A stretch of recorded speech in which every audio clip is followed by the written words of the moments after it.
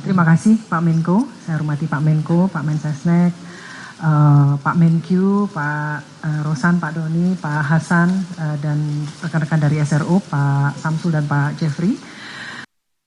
Selamat malam, Assalamualaikum warahmatullahi wabarakatuh. Salam sejahtera untuk kita semua, terima kasih rekan-rekan. Izinkan saya menyampaikan beberapa hal. Yang pertama, sebagaimana teman-teman media ketahui, bahwa kemarin 3 anggota Dewan Komisioner OJK mengundurkan diri, yaitu Pak Mahendra Siregar sebagai Ketua Dewan Komisioner, Pak Mirsa Aditya Suara sebagai Wakil Ketua, dan juga Pak Inarno Jayadi sebagai Kepala Eksekutif Pengawas Pasar Modal, Derivatif, dan Karbon telah mengundurkan diri. Oleh karena itu, tadi siang ya sampai dengan sore tadi, anggota Dewan Komisioner telah melakukan rapat Dewan Komisioner dan sesuai dengan ketentuan yang ada di Undang-Undang Nomor 21 Tahun 2011 dan juga dikuatkan dengan Undang-Undang Pengembangan dan Penguatan Sektor Keuangan Nomor 4 Tahun 2023, kami telah memutuskan yang pertama mengangkat saya, Frederika Widiasari Dewi, sebagai pejabat sementara ketua dan juga wakil ketua Dewan Komisioner OJK. Sementara tugas kami sebagai Kepala Eksekutif Pengawas Perilaku Pelaku Usaha Jasa Keuangan Edukasi dan Perlindungan Konsumen juga tetap kami emban. Selanjutnya Pak Hasan Fauzi diputuskan di dalam RDK tersebut menjabat sebagai pejabat sementara Kepala Eksekutif Pengawas Pasar Modal, Derivatif, dan Bursa Karbon, dan juga tetap merangkap sebagai Kepala Eksekutif Pengawas Inovasi Aset Keuangan Digital dan Kripto. Seperti itu. Jadi tidak ada kekosongan yang bisa kami sampaikan, dan kami memastikan bahwa seluruh kebijakan, program kerja, tugas OJK terlaksana dengan baik sebagaimana mestinya, dan kita tetap mengedepankan yang terbaik ya untuk kemajuan stabilitas di sektor jasa keuangan.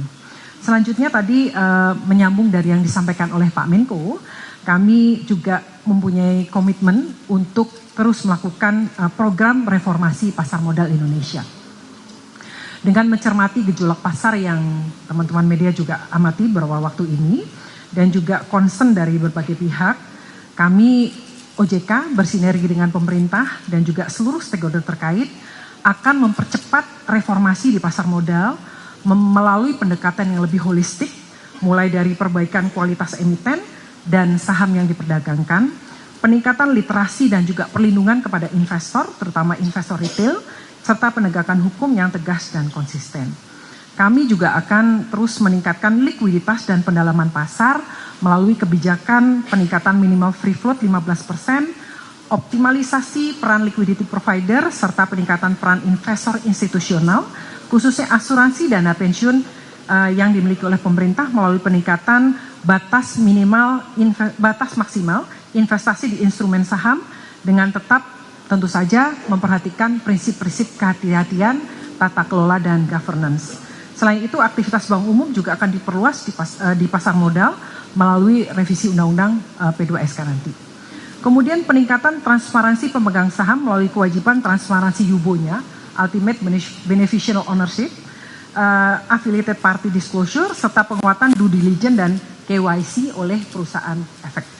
Kemudian penguatan pengawasan dan penegakan hukum dengan segera memulai penyelidikan goreng-menggoreng saham atau memanipulasi pasar tadi yang disampaikan oleh Pak Menko secara masif, kemudian set the tone dalam penanganan kasus besar dengan penegakan hukum yang memberikan efek jera, serta penguatan pengawasan market conduct termasuk kepada para influencer. Kemudian penguatan governance dan mengurangi konflik kepentingan, diantaranya melalui demutualisasi bursa yang akan mengubah struktur kelembagaan dan perluasan kepemilikan, serta diikuti reformasi governance proses dan struktur di self-regulatory organization, yaitu di bursa, KEPI, dan KSE. Selanjutnya terakhir kami juga menyampaikan komitmen OJK untuk terus bersama-sama ya kita memberikan bersama-sama menjaga pertumbuhan ekonomi, meningkatkan pertumbuhan ekonomi dan mendukung program prioritas pemerintah.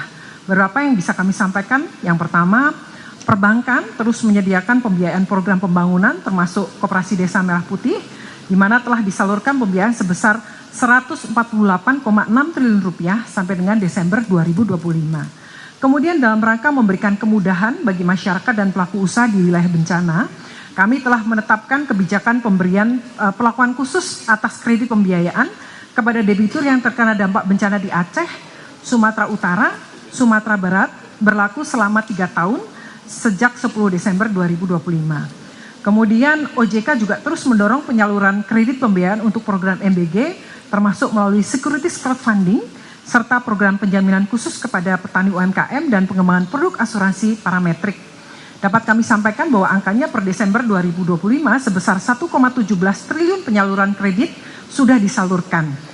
Kemudian melengkapi kebijakan relaksasi terhadap pembiayaan sektor perumahan, kami juga terus mendorong bank, perusahaan pembiayaan, perusahaan Medal Funtura, BP Tapera, SMF, dan PNM untuk terus memperluas pembiayaan KPR bagi masyarakat berpenghasilan rendah.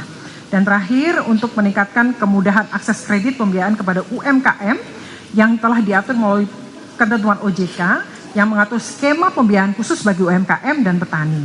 Kemudian juga terakhir Pak Menko, pengembangan bursa karbon dalam rangka mendukung pengembangan nilai ekonomi karbon serta struk bersama kementerian terkait.